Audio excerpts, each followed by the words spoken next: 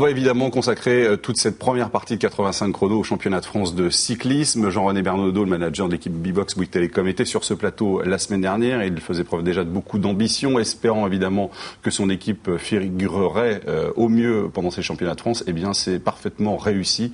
Et non seulement dans le championnat de France hier, élite, Hélène, mais également dans le contre-la-montre.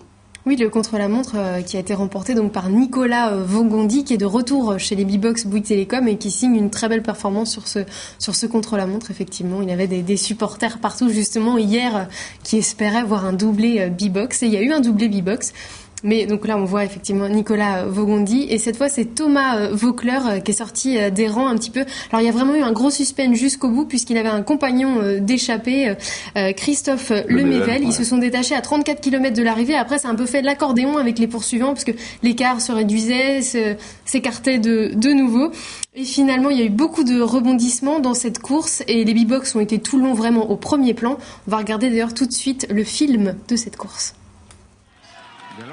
Dès la première heure de course, les B-Box Bouygues Télécom montrent qu'ils ne sont pas venus faire de la figuration. Avec 22 coureurs engagés, c'est la plus grosse formation sur cette épreuve. Et très vite, un premier turquoise, Anthony Charteau, prend les commandes. Le Nantais part seul devant à 95 km de l'arrivée. Il ne sera repris que 30 km plus tard. D'autres B-Box prennent alors le relais. Ils sont 3 à prendre part à la nouvelle échappée de 7 coureurs. Cyril Gauthier et Sébastien Turgot pointent rapidement en tête. Un autre groupe se lance alors à leur poursuite, parmi eux Pierrick Fédrigo et Thomas Voeckler. Cette contre-attaque revient vite sur les deux hommes de tête et quelques kilomètres plus loin, le groupe se scinde une nouvelle fois et ils sont 3 à prendre de l'avance. Christophe Lemével de la Française des Jeux s'accroche aux roues de Pierrick Fédrigo et de Thomas Voeckler, mais refuse de prendre les relais et les poursuivants les rattrapent rapidement. À 34 km de l'arrivée, Thomas Voeckler met un coup d'accélérateur et tente une percée en solitaire. Christophe Lemével est le seul à accrocher le coureur B-Box. À deux, ils s'entendent bien et creusent sensiblement l'écart avec leurs poursuivants que contient Pierrick Fédrigo. Dans le dernier tour, les montées ralentissent le duo de tête qui voit son avance diminuer. À 14 km de l'arrivée, une dizaine de secondes seulement les séparent du groupe suiveur. Thomas Voeckler montre alors des signes de faiblesse à son directeur sportif Didier Rousse, mais difficile de savoir s'il s'agit de bluff ou non. Lemével tente de le décrocher, mais le Vendéen ne se laisse pas faire. Dans les derniers kilomètres, les deux coureurs s'observent en attendant de lancer le sprint. Et c'est finalement Christophe Lemével qui attaque le premier. Il ne parvient pas à dépasser Thomas Voeckler qui franchit la ligne d'arrivée en tête. Une vraie revanche sur sa deuxième place de 2006. Des coureurs comme moi, on ne peut pas se permettre de rêver de gagner le Tour de France ou même le championnat du monde, sauf circonstances particulières. Le championnat de France, c'est un objectif pour énormément de coureurs français, dont moi. Et j'avais trouvé plein, je voulais pas le dire, mais j'avais trouvé plein de points communs avec 2006. Et je me disais qu'il n'y avait pas de raison que ça marche pas. Ça fait 3 ans que j'ai pas la possibilité de jouer le titre parce que j'étais enterré, comme on dit, avec un groupe de coureurs à l'arrière. Et là, il y a eu un gros collectif. Les coureurs protégés de chez nous, on n'a pas hésité à se lancer dans le boulot à 100 bornes de l'arrivée déjà. Et on a vu Anthony Charteau dès le début et je crois que sans vouloir faire la phrase toute construite, il y a un état d'esprit dans cette équipe. C'est un contre un. Maintenant, Thomas n'avait pas gagné depuis le début de saison, il avait une grosse envie. Chez lui, en 2006, ça s'était pas bien passé. Donc voilà, je savais très bien que de toute façon, il n'allait pas lâcher le morceau comme ça, qu'il allait vraiment se battre et c'est ce qu'il a fait, quoi. Donc c'est parfait, quoi. Et toute l'équipe d'ailleurs vraiment suivi les consignes à la lettre, donc c'est parfait, quoi. On gagne et il n'y a que ça qui compte, quoi. La victoire. Une victoire d'autant plus belle que depuis le début, l'équipe carbure au collectif. Ce succès est une vraie récompense aussi pour son manager général. On fait ça pour ça, on passe beaucoup de mauvais moments, mais on a des grandes joies. Et Cyril, Pierrick, toute l'équipe, Anthony Charteau qui a été le détonateur.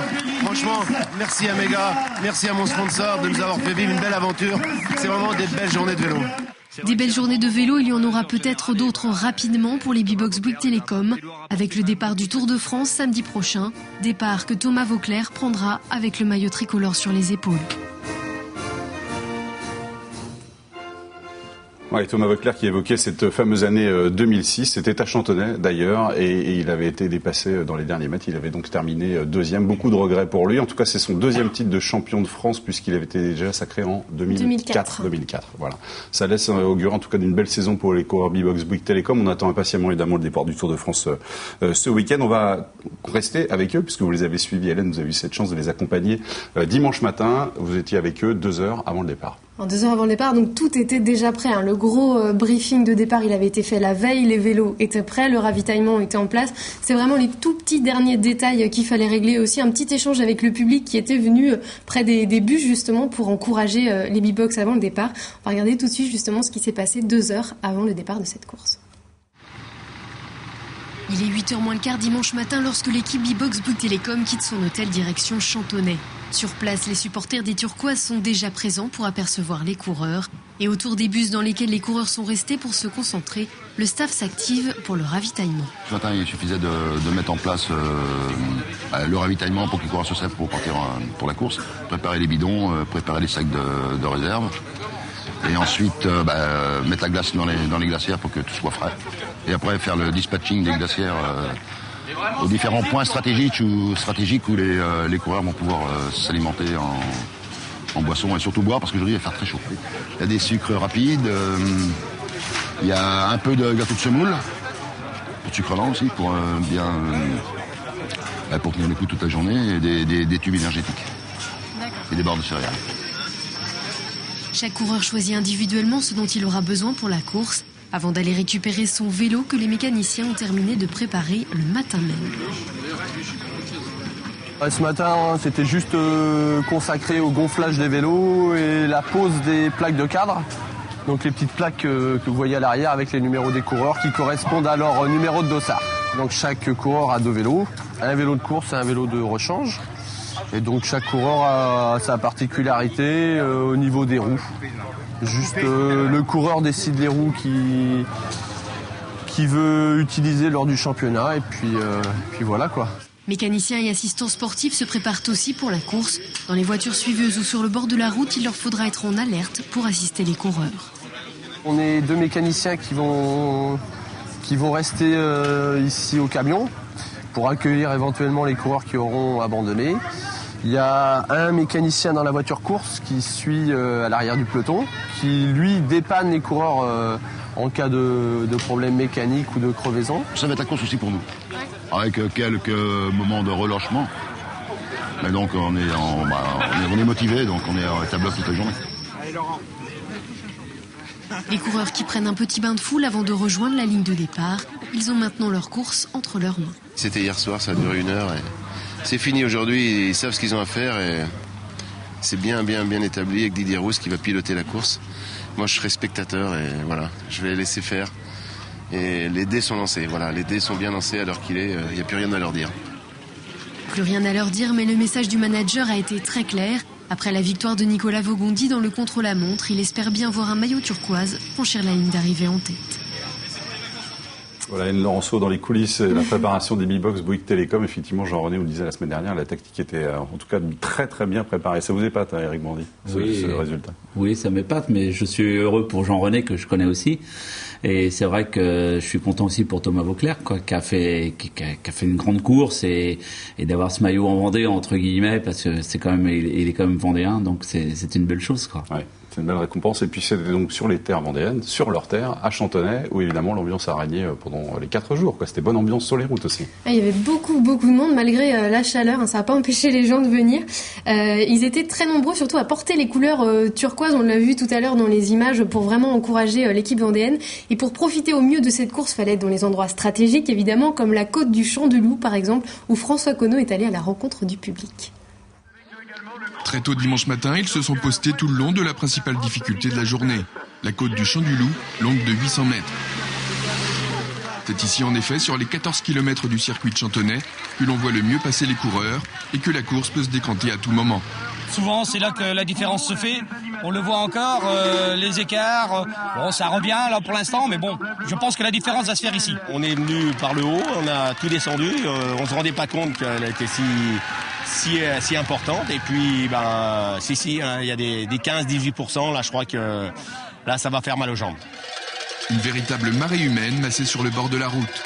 Grosse affluence donc, ce qui n'est pas vraiment une surprise vu l'événement.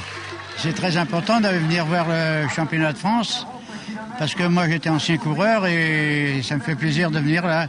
J'ai aujourd'hui 88 ans et j'ai pu me déplacer avec ma petite caravane pour venir voir le championnat de France. Premièrement, la Vendée est une terre de vélo. Deuxièmement, il y a vraiment un amour entre l'équipe B-Box Bouygues Télécom et les Vendéens. Je pense que vous regardez le nombre de personnes qui ont les maillots, c'est pas surprenant. Et avec le Tour de France l'année prochaine aussi en perspective, je pense qu'il y a une dynamique, il y a des clubs, il y a des organisateurs. Normal d'être présent, étant vendéen, le championnat se déroulant en Vendée, tout à fait logique d'être présent. Supporter de l'équipe Bouygues au maximum, Thomas Voeckler, chouchou des Vendéens. Car bien sûr les Bouygues avaient la cote, la très grande majorité du public était là pour les soutenir et les voir gagner. On est là pour encourager les Bouygues, c'est juste à connaître chez nous, Jean-René Bernaudot, c'est un voisin pour nous, alors on vient encourager les Bouygues à fond. Et on voudrait bien qu'un Bouygues s'impose aujourd'hui à Chantenay, sur ces terres. Un Bouygues quand même, hein, parce qu'on est en terrain vendéen, si c'est pas un Bouygues, on va avoir des soucis. Hein. Non, mais je vois très bien Vaucler ou Fédrigo, des garçons de ce style. Pierre Charteau qui est déjà devant. Bon, ben c'est pas mal. Vaugondi derrière. Il y a du très beau monde chez Bouygues cette année. Vous avez un favori pour cette course là? Thomas, comme d'hab. Thomas Vaucler.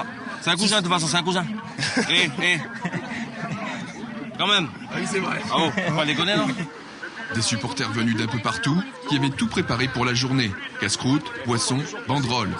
Et à chaque passage, des échappés et du peloton, toujours la même ferveur, les mêmes acclamations.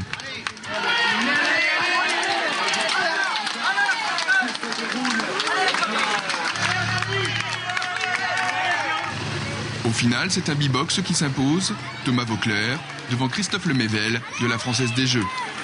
En tout cas, sur la côte du Champ du Loup, on a eu chaud, mais on s'est régalé avec le formidable spectacle qu'ont offert les coureurs toute la journée. Voilà, les B-Box ont donc bénéficié d'un sacré soutien pendant ces 4 jours. Donc le bilan est parfait après ces championnats de France. Nicolas Vaugondi, donc champion de France du contre-la-montre individuel. Et puis la course élite hier avec au classement final, Hélène, 3 B-Box Bouygues Télécom parmi les 10 premiers. Hein. Oui, alors il y a Pierrick Fédrigo qui a terminé 5e. Il retenait un petit peu les poursuivants de Thomas Voeckler et Christophe Lemével. Et puis on a également Cyril Gauthier qui a terminé 8e.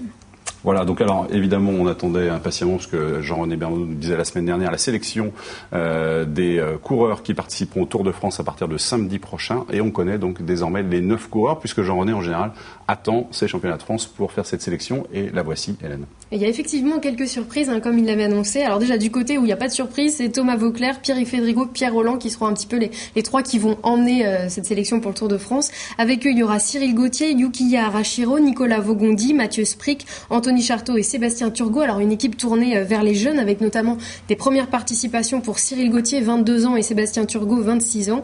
Et par contre, William Bonnet, Yuri Trofimov et Laurent Lefebvre, qui étaient sélectionnés l'année dernière, cette année ne participeront pas au Tour de France. Voilà, sélection impitoyable donc faite par Jean-René Bernaudot et ses directeurs sportifs. On a appris également aujourd'hui que Philippe de Villiers, le président du Conseil général de la Vendée, avait sollicité le président de la Fédération française de cyclisme pour l'organisation des championnats du monde cyclistes en 2012 en Vendée. Voilà ce qu'on pouvait dire donc aujourd'hui sur ces championnats de France et ce très beau week-end en tout cas pour les B-Box Bouygues Télécom. On va parler un peu de triathlon, on y reviendra évidemment plus largement tout à l'heure. Éric Brondy, donnez-nous un peu le paysage du triathlon dans le département qui est quand même extrêmement riche. C'est un département qui est phare en termes de clubs déjà, avec actuellement 9 clubs et dont 2 clubs en création pour l'année prochaine.